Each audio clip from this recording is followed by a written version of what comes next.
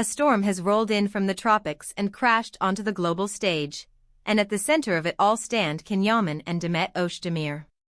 You're watching Turkish series stars, and before we dive in, hit subscribe and stay close, because what you're about to hear isn't just screen talk, it's the pulse behind a phenomenon. A pirate, an empire, and a forbidden love are what the posters promise, but the off-screen heartbeat belongs to a couple navigating triumph and temptation in real time. The project is Sandokan, and it has shifted Can's career into a new orbit while drawing Demet into a spotlight she didn't chase yet never shies away from. Why is Netflix US treating Sandokan like one of its crown jewels for the year?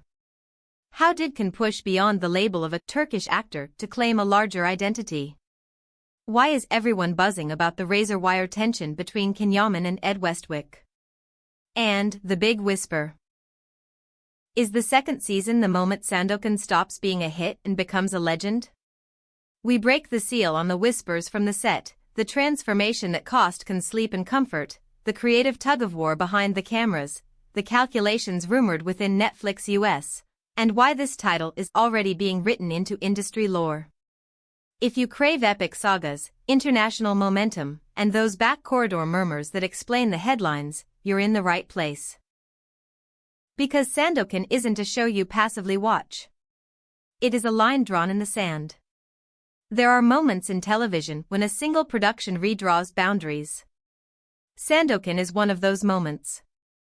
It fuses the star power of Yaman with the dark magnetism of Ed Westwick, and even before it settled into its first home, it was already a global talking point. Now the series is marching into the US with a platform that changes the math for any international title.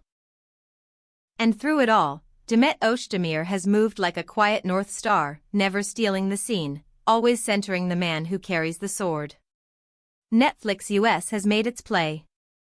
The 8-episode first chapter of Sandokan arrives with all installments available on Monday, January 19, 2026. One day, one drop, full confidence. This confirms what the European numbers teased and what industry trackers suspected. Yaman is no longer a regional phenomenon. The series debuted in Italy on Rai 1, ending its run with strong ratings, then unfurled through Disney Plus across multiple territories. But the real jolt came when Netflix US secured the streaming rights. For international projects, this platform is a shop window to the world, and according to those who monitor slate strategy, Sandokan sits on the list of the most ambitious international productions of the year. Momentum, but also mandate. A legend doesn't begin with a single chapter, and a shocking internal decision proved it. What started as a miniseries now has a second season officially underway. Why the pivot? Word from inside the production says Can's performance reframed expectations. He brought such weight, such torn humanity, that the writers started reshaping the spine of future episodes. They saw the character reform under the pressure of his love and fury.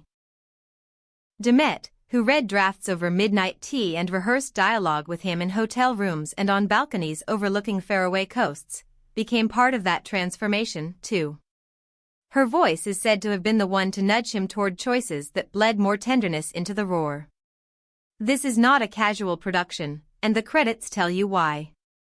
Lux Vide and Rai Fiction, the team behind revered titles like Medici and Leonardo, delivered grand budget scale with cinematic texture. They refused to let Sandokan be nostalgia theater. The 1970s cult phenomenon returns not as a period postcard, but as a modern saga that speaks to power, identity, and sacrifice. The source material reaches back to Emilio Salgari's classic novels, planting us on Borneo in 1849. There, the tiger of Malaysia begins as a pirate clawing at survival, without a flag to call his own beyond necessity. He bears no mission. Until he meets Mariana, the British consul's daughter, and a forbidden devotion ignites. That love shifts him from outlaw to insurgent, turning his rage into a cause against the British Empire. Across him stands Lord James Brooke, a storied pirate hunter who will burn the forest to catch one tiger. Cast as Brooke, Ed Westwick lends a chill that pulls the horizon closer and darkens every room he enters. Between them, the air crackles with threat and strategy, and the story moves like a drawn blade. For Can, the metamorphosis wasn't a costume, it was an immersion. He drilled for months in combat and swordsmanship, weathered grueling endurance camps for maritime sequences, and worked alone on accent and period language until the rhythm felt like breath. But the lasting change was internal. Sandokan is a contradiction made flesh. A leader built from fracture, a lover armored by anger, a lone figure who learns he can't carry a cause without surrendering part of himself. Those who have tracked Can's performances call this one a breakthrough, the deepest dramatic register he has reached on screen. The outcome is not just muscle and steel, it is a man waking into purpose. The shoot spanned countries throughout 2024, turning the set into an international crossroad of Italian, British, Turkish, and American talent. According to those who hovered near monitors and makeup chairs, Can led with discipline, anchoring long days and longer nights. The on-screen duel with Ed Westwick bled into the atmosphere, their scenes grew into extended chess matches, knotted with silence and sudden heat. That friction fed the camera. And there, sometimes seated out of frame, sometimes arriving in a hooded jacket to avoid attention, was Demet. Crew members remember the nights she waited out rain delays, how she coached breath patterns with him before a duel, how she smiled and let the rivalry take the oxygen while she kept the pulse steady. Rumors that she visited the edit during a Rome swing were swiftly denied, yet the belief stuck, her fingerprints are on the calm between storms. Culture noticed. The beard, the hair, the belt and boots, Sandokan's silhouette has started to ripple through social feeds. Stylists whisper that by 2026, men's fashion could be flirting with a wild aristocracy wave, untamed lines dressed in luxury, the jungle tamed by a golden clasp. The European and American press have begun calling Can an exotic leader, a phrase that makes designers pitch capsule collections under the cover of non-disclosure. Demet, always crisp and luminous, counterbalances the feral with the refined. Sleek gowns, clean tailoring, a singular earring glinting on red carpets where they rarely pose together but somehow command the space as a pair. The brand photographs itself. Netflix US did not simply buy a show, it appears to be backing an idea. Dropping all episodes on one day is faith and strategy intertwined, and there's buzz that the platform views Can as more than headline talent, as a global brand ambassador for a new cycle of European expansion. The corridor talk continues. Meetings for big-budget English-language film projects, conversations about historical and fantasy series that play with folklore and power, co-productions with Hollywood that mingle European craft and American scale. Demet's name keeps drifting into those rooms. She's taken meetings of her own, yet what fascinates producers is the gravitational pull when the two step into a space together. Calendars are being studied. Offers are being tuned. The message between the lines says, build it well and they will come. More than a pirate tale, Sandokan has turned into a manifesto for a career and a case study in platform ambition. It's a revival of a classic for a modern audience, but also the story of a Turkish star in full ascent, watched, debated, and remembered. The release in January isn't just an entertainment moment, it's a milestone in a larger journey that Can and Demet are attempting to walk without losing themselves. He wields the sword, she carries the map. The romance on screen centers on Mariana, but off-screen the emotional axis is unmistakable. When the series wrapped principal photography, Demet posted a quiet message that avoided grand declarations and instead praised discipline, patience, and the people who carry the weight without applause. Later that week, the pair slipped into a dinner in Rome with producers and emerged to a storm of flashes. The next morning, Can was spotted heading to sword training while Demet left for a dance rehearsal in a separate studio across town. They crossed paths at a cafe, traded notes over espresso, and then vanished again into work. These small sightings became a rhythm. A report from the ADR stage in Milan suggested that Demet sat in on a long dubbing session and helped Can settle into the cadence of a particularly fraught speech. Some called it myth-making. Others called it partnership. Of course, a spotlight this bright burns with speculation. The intensity of Cannes' scenes with Ed Westwick prompted inevitable chatter about boundaries and jealousy.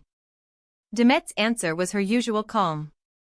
She applauded the darkness that Ed brings to Lord James Brooke, applauded the creative tension that sharpens the story, and then redirected attention to the team. Those who know her say this serenity is a choice. She draws lines with soft words and keeps moving. The second season has already kicked into development with the same engines humming. Scripts are being outlined around the space carved deeper and rougher. Negotiations for locations hint at months on the move. Insiders wonder how the couple will hold their personal life steady when the production asks for longer absences, riskier set pieces, and endless travel. There is even a rumor of a winking moment for Demet in the new season. Not a full cameo, not a visible face, but a voice carried through a doorway or a silhouette that tugs at the heart of a scene. It may never happen. It might already be planned. Either way, fans will search every frame.